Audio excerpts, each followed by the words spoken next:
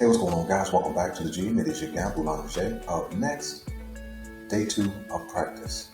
DeAndre Hopkins' absence. Let's talk. So, in this particular conversation, man, we're going to be talking about injuries to our wide receiver room specifically.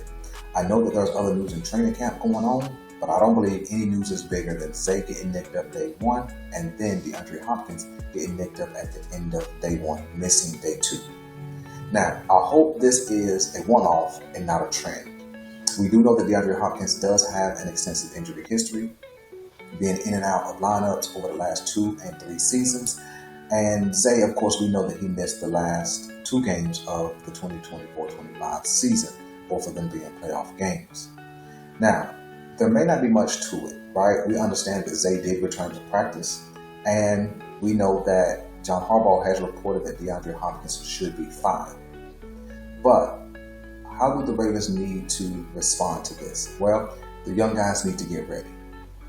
I said probably about 3 months ago that one of the greatest benefactors of DeAndre Hopkins being on this team is not only going to be Lamar Jackson, but I thought it would be Tez Walker. I thought Tez Walker because they have a very similar body size. Hopkins is 6'1", Walker is 6'1". They both have around 33-inch arms, very similar hand size, although Hopkins is considered to be the bigger bodied wide receiver, where Tez Walker is considered to be the deep threat. And the interesting thing is, right on schedule, when DeAndre Hopkins is absent, Tez Walker steps up and gets busy on Jair Alexander for a deep catch, right? And when you do your thing against one of the better corners when healthy, you are making some strides in the right direction. So I think that Tez Walker is still going to be the greater of the benefactor. I think that the Baltimore Ravens should respond with holding DeAndre Hopkins out for at least 3 or 4 practices to make sure he's 100%. And if he's not 100%, he's a vet.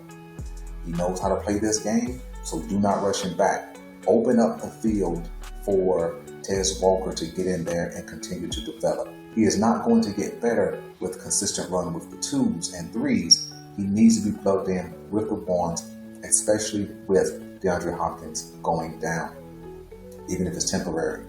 Have not heard much from Tylan Wallace. Have not heard much from LaJohntay Wester. But maybe with some precautionary approaches with Zay and definitely precautionary approach with DeAndre Hopkins, you'll hear some of these other guys step up and hear their names called pretty soon.